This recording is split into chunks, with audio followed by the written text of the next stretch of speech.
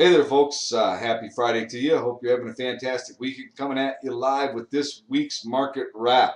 Okay, so here's what we've got going on. Let's just go ahead and get right into it, right?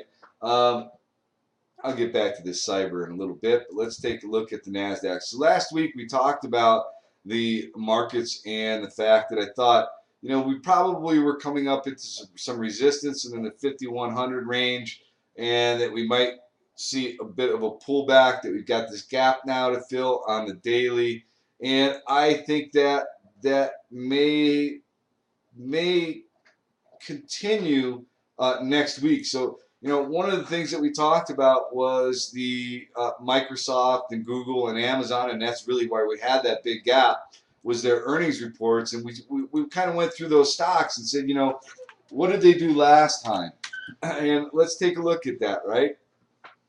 So last time Microsoft gapped up, had a couple of follow-through days, and then wound up pulling back, and eventually came down and filled this gap. Actually went quite a bit further, but came down and filled the gap.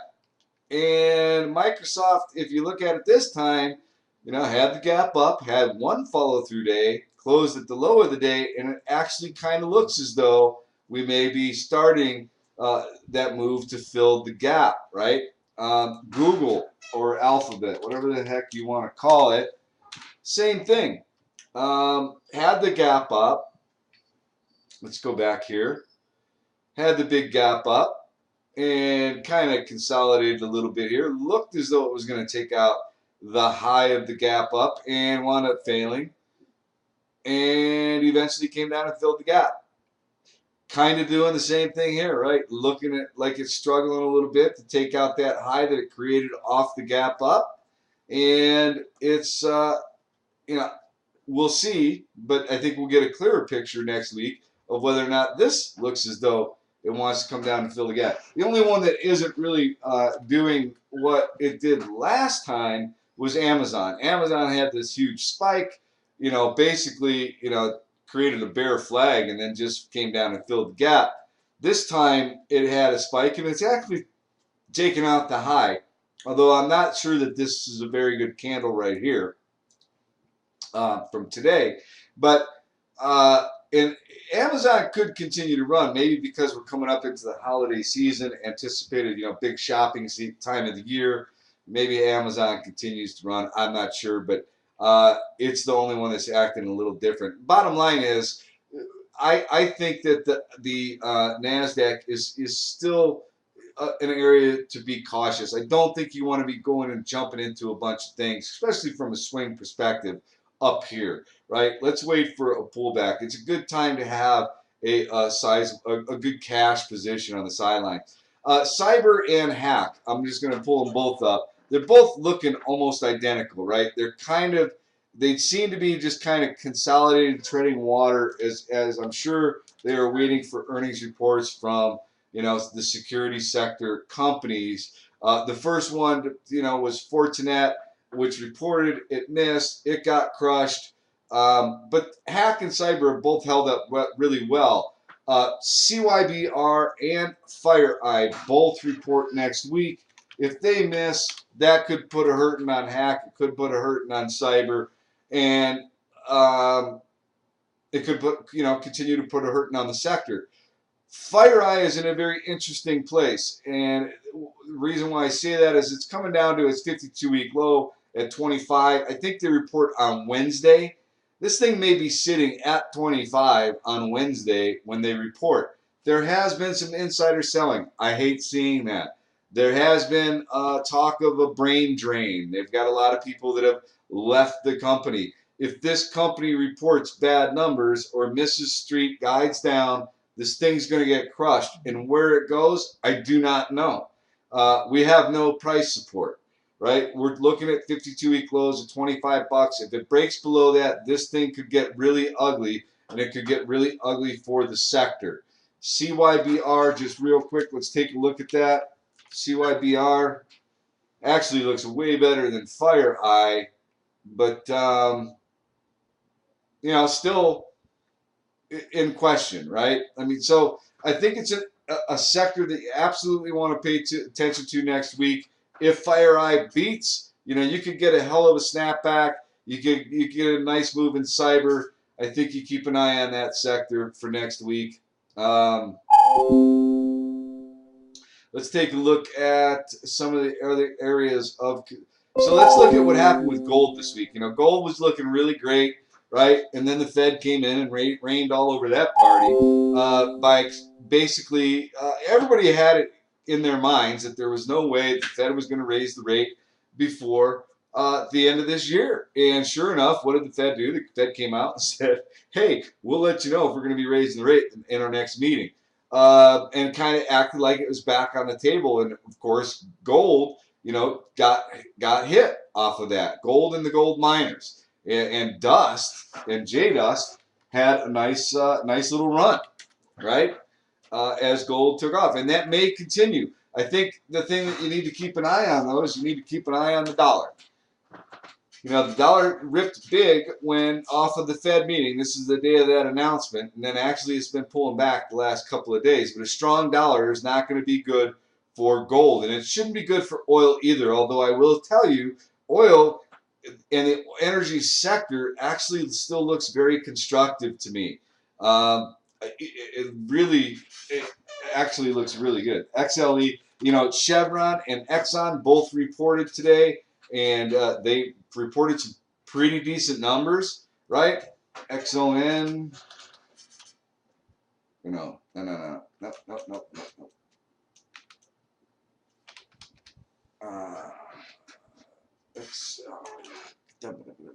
Come on, man. Excellent, there it is. Exxon had a nice little, better than expected earnings. I shouldn't say nice, but better than expected, and actually looks constructive. I mean, it looks pretty good. And then you had CDX, right? Also reported better than expected. It looks constructive. A lot of the energy names look constructive. So I think maybe that's a sector that we do want to pay attention to next week, but I will let you know more after I do my scans this weekend with the stocks to watch for next week. IBB. So let's talk about Pershing Square and their 3.5-hour meeting today to defend that VRX. Man, that did not go well for Bill Ackman, man. It just did not go well.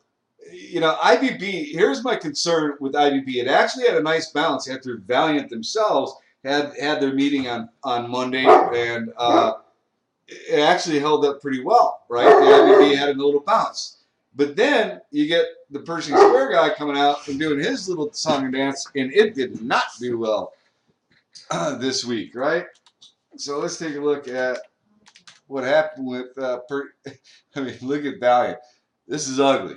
And look, my concern with this is that we already had, Hillary Clinton, who is on this crusade for drug pricing, and then you got this thing with Valiant going on. And my concern is that it's just not good for the entire sector, right? I think it just opens up the microscope on all these companies, right? And, when people start digging real deep, bad things can happen. I just think it's a sector you got to be really, really careful in and probably just avoid. I mean, look, if you want to take something for a day trade, that's great, but I think you got to be really, really careful in the sector. And, okay, so that's that. The other concern that I have is the IWM. It just cannot seem to break through this trend line and show any kind of strength. It's come up into this resistance. It did have a nice little pop. I'm not going to say it didn't, but it's come up into this resistance line. And, if it does not, if it can't break through with some conviction, I think that it's going to roll over, right? So you've got to be careful in the small cap sector. Let's take a look at the SMH, right? We talked about last week that it was a bit extended. It was nice to see it leading us out of this correction that we had, but it had gone too far too fast. It was coming up into resistance. Sure enough, it hit there, and now it's pulling back. You had NXPI, which absolutely missed the street, got crushed, right? But then you had TXN which had a nice little earnings report and popped. We've got some merger and acquisition activity going on in the sector. SMH, it would be healthy to see it pull back into the 52 range, somewhere in that area. And I think it can still be an area where you're looking to get involved with some particular names. S&P 500 looks tired, right? Coming up into resistance. Can it hit 2100? Absolutely, it can. It just looks a bit tired and as though we may want to pull back. So, we've got some big earnings coming up with Facebook next week. Facebook, did not have great action today. It's had a tremendous run up into earnings. I think you need to take that into account. The other one that you need to take into account is Disney. Has had a tremendous run up into earnings. If either one of these companies disappoints the street, you're going to see these companies pull back. Disney has been announced the layoff, in ESPN. And, we talked about last week about the layoffs at some of these companies that we see. Chevron today announced they're laying off 10,000 people. The Fed will not raise the rate if we get economic data that doesn't support an interest rate hike, right? So if we start getting bad unemployment numbers or whatever, that fear that the Fed was going to raise the rate will come right off the table. So it's just something to think about. Let's see what else we got going on. Trying to make this as fast as I can, guys. Defense sector looks really good.